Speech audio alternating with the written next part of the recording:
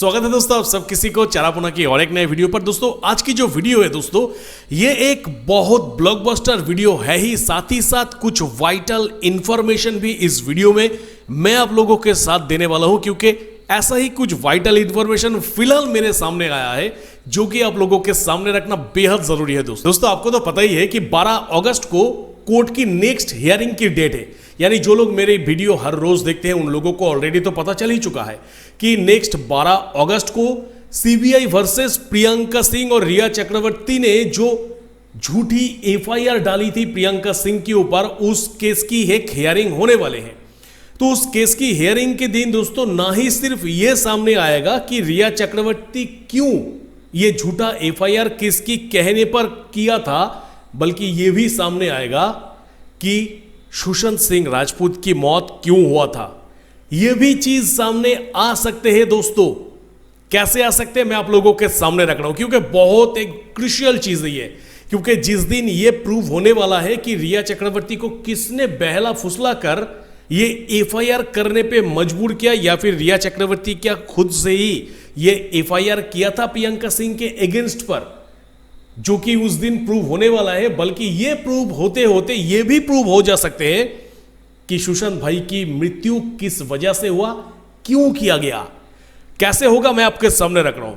Point यही है दोस्तों कि रिया चक्रवर्ती के साथ अभिषेक त्रिमुखे, कई बार आप लोगों ने सुना है यह नाम को, तो ये अभिषेक त्रिमुखे और रिया चक्रवर्ती के साथ एक फोन कन्वर्सेशन होता है 13 तारीख को, यानी सुशांत सिंह राजपूत की मौत की ठीक एक दिन पहले रिया चक्रवर्ती के साथ 20 मिनट का एक फोन कन्वर्सेशन होता है।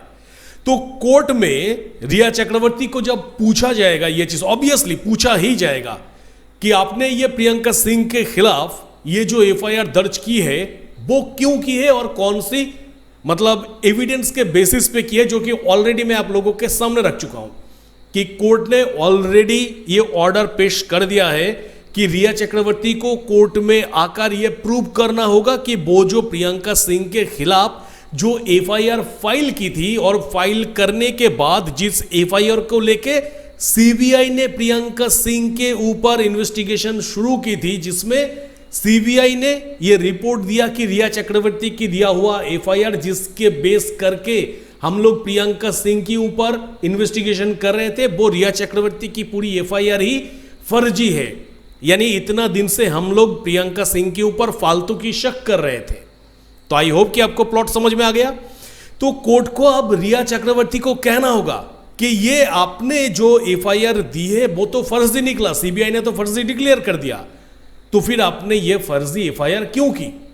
तो ऑब्वियसली इस जगह पे रिया चक्रवर्ती को कहना होगा, आइदर कुछ सबूत देना होगा, नहीं तो रिया चक्रवर्ती को वो तमाम नाम लेना होगा। देखिए ये मैं आप लोगों के सामने एकदम क्लियर कट कह दे रहा हूं कि रिया चक्रवर्ती के पास ऐसा कोई एविडेंस नहीं है, कोई भी एविडेंस के बेसिस पे रिया चक्रवर्ती ये सब नहीं किया था।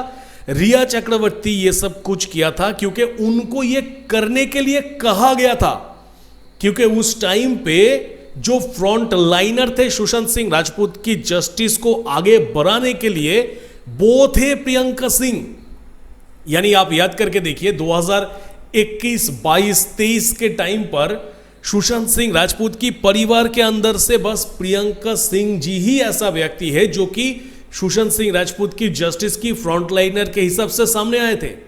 तो अगर उनको रोक दिया जाए तो फिर सब कुछ खत्म। मतलब मैं तो एग्जाम्पल दिया 21, 22, 23 की, पर 2020 में ही यह तय हो गया था कि यह प्रियंका सिंह जी ही, अगर सुशांत सिंह राजपूत की केस को लेकर अगर उनके फैमिली से कोई आगे बढ़ेगा तो प्रियंका सिंह जी ही आगे बढ़ेंगे। तो क्यों ना पहले उनको रोक दो। और यह मास्टरमाइंड रिया चक्रवर्ती की नहीं हो सकती, यह बाहर से आया हुआ बुद्धि है। तो यह बुद्धि रिया चक्रवर्ती को किसने दी, वो रिया चक्रवर्ती साफ कर देंगे कोर्ट के सामने, एकदम जेन्युइनली साफ कर देंगे कि क्या ये आइडिया उनको आदित्य ठाकरे की टीम की तरफ से आया, या फिर उनकी पॉलिटिकल ग्रुप की तरफ से आया, या फिर ये आइडिया पुलिस ऑफिसर्स के तरफ से आया, यानी परमवीर सिंह, अभिषेक त्रिमुखे के तरफ से। तो इसमें परमवीर सिंह, अभिषेक त्रिमुखे का नाम रिया चक्रवर्ती के जुबान से आ जाएंगे, क्योंकि 13 तारीख रात को जो अभिषेक त्रिमुखे के साथ रिया चक्रवर्ती की जो वार्तालाप हुआ वो किस वजह से हुआ वो भी सामने आ जाएंगे। क्योंकि ऐसे ही तो वार्तालाप नहीं हो सकते कि रिया के साथ अभिषेक का बात हुआ और उसके बाद सुशांत मर गया और उसके बाद वही अभिषेक सुशांत के घर में आके कह रहा है, इंस्टेंटली ये रिपोर्ट दे रहा है कि सुशांत सिंह राजपूत ने खुदकुशी कर ली। ये तो कोइंसिडेंट नहीं हो सकता है ना भाई। तो इसके पीछे क्या राज है, क्या मकसद है, सब कुछ ढूंढ के निकालेगा कोर्ट और सब कुछ सामने आए। और जिस वजह से आप कह सकते हैं कि 12 तारीख को ये ही हो सकता है।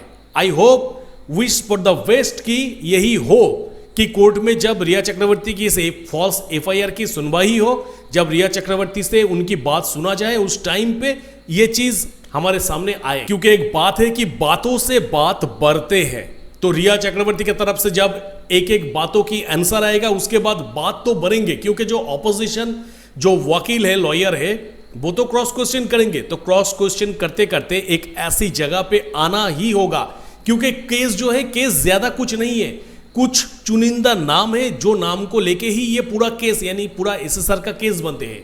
तो इसमें और ज्यादा घुमाने वाली कोई बात नहीं, एकदम डायरेक्टली स्पॉट में आना होगा। और स्पॉट मतलब वो पुलिस ऑफिसर्स के नाम, वो पॉलिटिशियन लीडर के नाम, बस इतना ही तो है। क्योंकि परमबीर सिंह का एक नॉर्मल सा रिपोर्ट मैंने बनाया, जिस रिपोर्ट में मैं कम से कम आप लोगों के सामने ये एक टाइमलाइन रख सकता हूं कि परमबीर सिंह ने 2020 में एक्चुअली क्या क्या किया था। जो लोग भूल गए उन लोगों के लिए एक बार रिमाइंडर के तहत मैं कह देता हूं कि जून 2020 में जब सुशांत सिंह राजपूत की डेथ हुआ, तब परमबीर सिंह मुंबई की पुलिस कमिश्नर थे, ये तो पता है आपको। इन्वेस्टिगेशन की पूरा कंट्रोल उसके अंडर में था। इसमें स्पष्ट जो पॉइंट मुझे मिला कि कौन सा ऑफिसर केस हैंडल करेगा, कौन सा ऑफिसर मीडिया से बात करेंगे, ये तमाम डिसीजन परमबीर सिंह के हाथ से होके ही गुजर रहा था उस टाइम पे। यानी परमबीर सिंह ही हैंडल कर रहा था कि ये केस परमबीर सिंह जिसको सुइटेबल मानते हैं उसके हाथ में जाएगा। मीडिया के सामने जो बाइट देना है, यहां तक भी परमबीर सिंह का नजर था कि कौन बाइट दे रहा है सुशांत सिंह राजपूत की केस को लेके।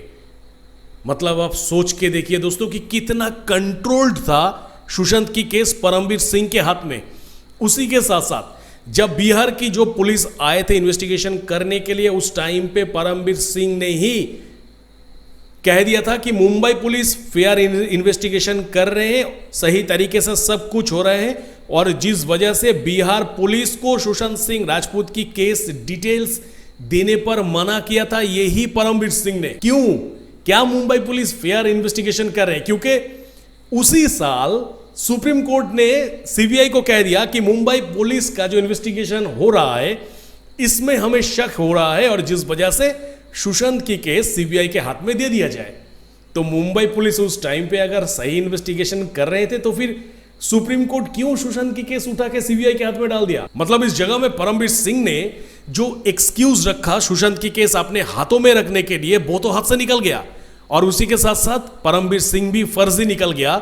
यानी कोर्ट ने फर्जी साबित कर दिया कि तेरे से नहीं हो पा रहा है, ये केस तू सीबीआई को दे दे। क्या हाइड करने की कोशिश कर रहा था? कौन कौन सी वो नाम है जो कि परमबीर सिंह हाइड करने की कोशिश कर रहा था? यानी आज के दिन में यही परमबीर सिंह वो व्यक्ति है जिसको आप पीछे देख पा रहे हैं।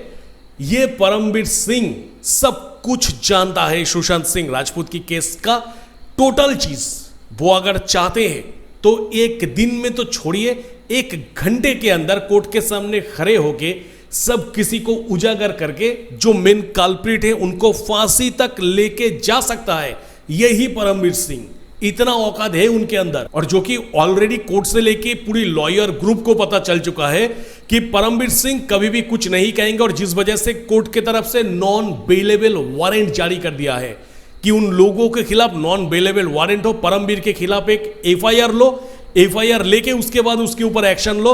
और उसी के साथ साथ रिया चक्रवर्ती के मुंह से तो नाम आने ही वाला है परमबीर और त्रिमुखे की। और उसी के साथ साथ मैं आप लोगों के सामने और एक खास चीज दोस्तों रख देता हूं कि अभिषेक त्रिमुखे का नाम मीडिया में तब आया जब उन्होंने एलिजिडली रिया चक्रवर्ती के साथ फोन कॉल्स में बात किया। और जो कि मीडिया रिपोर्ट का ये जो भी चीज है, यानी जो बातचीत हुआ है, फोन कॉल की जो चीज है, वो सब कुछ सीबीआई की रिपोर्ट के अंदर भी दर्ज किया गया। यानी सीबीआई ने इस चीज को इग्नोर नहीं किया था उस टाइम पे। उसी के साथ साथ मीडिया का कुछ रिपोर्ट ऐसा भी उस टाइम पे कहा था, क्लेम किया था कि ये अभिषेक त्रिमुखे जो था वो इन्वेस्टिगेशन की सारी सेंसिटिव डिटेल्स रिया चक्रवर्ती के साथ शेयर कर रहा था। और बाद में सीबीआई की तरफ से जब अभिषेक त्रिमुखे को बुलाया गया था, अभिषेक त्रिमुखे का जो स्टेटमेंट लिया गया, उस स्टेटमेंट पे अगर अभिषेक त्रिमुखे सीबीआई के सामने सब कुछ सही कहते हैं, हालांकि सीबीआई ने वो रिपोर्ट हमारे सामने पेश नहीं किया कि अभिषेक त्रिमुखे के साथ सीबीआई का क्या बातचीत हुआ था। वो रिपोर्ट ना ही सीबीआई ने पेश किया हमारे सामने और ना ही अभी तक अदालत के सामने पेश हुआ है कि अभिषेक त्रिमुखे सीबीआई को क्या कहा, क्या सुना उन्होंने और रिया के साथ क्या कांटेक्ट हुआ उनका, उसमें जो फोन कॉल था उसमें क्या प्लानिंग हुआ, ये कुछ भी अभी तक हमारे सामने लीक नहीं हुआ। तो अगर हम उम्मीद कर लेते हैं कि अभिषेक त्रिमुखे सब कुछ अगर सच कह दिया सीबीआई को, तो फिर सीबीआई के सामने एक क्लियर जानकारी पहुंच गया कि 13 तारीख को रिया चक्रवर्ती के साथ ये अभिषेक त्रिमुखे की 20 मिनट तक किस चीज को लेकर बात हुआ था और क्यों उसके बाद वाला दिन ही सुशांत सिंह राजपूत को डेथ मिलता है, क्या था एक्चुअली उस कॉल के अंदर। यह चीज ऑब्वियसली सीबीआई के सामने क्लियर हो ही गया है, बस हमारे सामने रखना बाकी है। मतलब सीबीआई को सब कुछ पता चल गया है। अगर अब मैं कहूं इस जगह पे, तो सीबीआई को भी सुशांत सिंह राजपूत की मौत की कारण, किसने मारा, सब कुछ पता चल गया है।